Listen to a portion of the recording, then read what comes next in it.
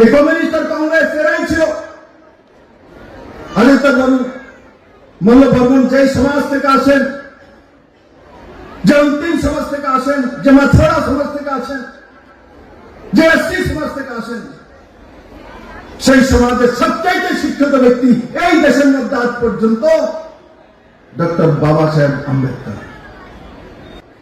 কমিউনিস্টের লোকেরা বলতে পারবে না সংবিধানে কতটা পাতা আছে। ডক্টর বাবা সাহেব আম্বেদকরকে উনি জীবিত থাকতে কংগ্রেস আর কমিউনিস্টের মিলিত সরকার লগভগ 60 বছর ভারতবর্ষে রাজ করেছে, কিন্তু বাবা সাহেব আম্বেদকর এসসি তার জন্য বাবা সাহেবকে ভারত রত্ন দেয়নি। বাবা সাহেবকে ভারত রত্ন উপাধি দিয়েছে যখন বিপি সিং এর সরকার ভারতীয় জনতা পার্টির দ্বারা সমর্পিত ছিল, তখন বাবা সাহেব আম্বেদকরকে ভারত রত্ন উপাধি দেওয়া হয়েছে। এসসি সমাজের সর্বশ্রেষ্ঠ যে ব্যক্তি, তাকে ভারত রত্ন ভূষিত করা হয়েছে। বাকি তার আগে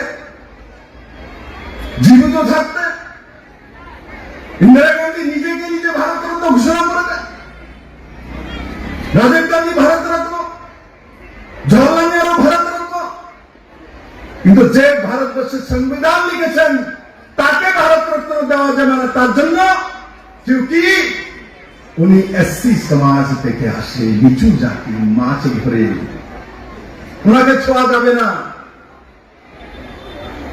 এই কংগ্রেস আর কমিউনিস্টের দল বাবা সাহেব আম্বেদকরকে লোকসভায় না ঢোকার জন্য, হারানোর জন্য যা যা করার তা রাজনৈতিক ভাবে তৎকালীন প্রধানমন্ত্রী জওহরলাল নেহরু করেছে। এমনকি জওহরলাল নেহরু যখন প্রাইম মিনিস্টার, তখন মুম্বাই মিউনিসিপ্যাল কর্পোরেশনের যে চেয়ারম্যান মেয়র ছিলেন ওনার মতো, উনি জওহরলাল নেহরুকে লেটার লিখেছেন, পত্র লিখেছেন যে মুম্বাই সিটিতে এমন জায়গাতে একটা মেয়রের আমাদের যে ফান্ড আছে, সরকারি ফান্ড থেকে বাবা সাহেবের একটা মূর্তি নির্মাণ করতে চাই। জওহরলাল নেহরু তৎকালীন প্রধানমন্ত্রী লিখে পাঠিয়ে দিয়েছেন যে সরকারি টাকায় কোন প্রাইভেট ব্যক্তির মূর্তি লাগানো যাবে না। এই তো কংগ্রেস আর সিপিএম এর এসসি সমাজ আর বাবা সাহেব আম্বেদকর প্রতি ভাবনা। এই সেই কমিউনিস্টের ভাবনা, এরা ইউপি গভর্নমেন্টকে 10 বছর সাপোর্ট দিয়ে রেখেছিল। আদিত্য মল্ল বর্মনের নাম রাজনৈতিক ভাবে ব্যবহার করতেন, ওনাকে প্রতিষ্ঠিত করে দিয়েছিলেন। উনি কমিউনিস্টের কবি। আদিত্য মল্ল বর্মন কোন কমিউনিস্ট আর কংগ্রেস আর বিজেপি में বাধা যায় না, উনি সমাজের কবি।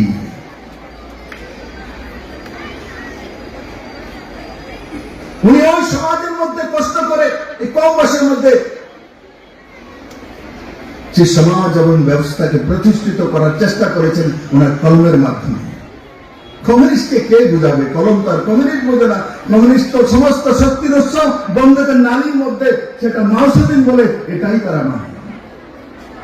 গান্ধী কোথায় মানে? সর্দার বল্লভভাই প্যাটেল কমিউনিস্ট কই মানে? নেতাজি সুভাষচন্দ্র বোসকে কমিউনিস্ট কোথায় মানে? রবীন্দ্রনাথ ঠাকুরকে কমিউনিস্ট কোথায় মানে? এসব বুঝে না কবি।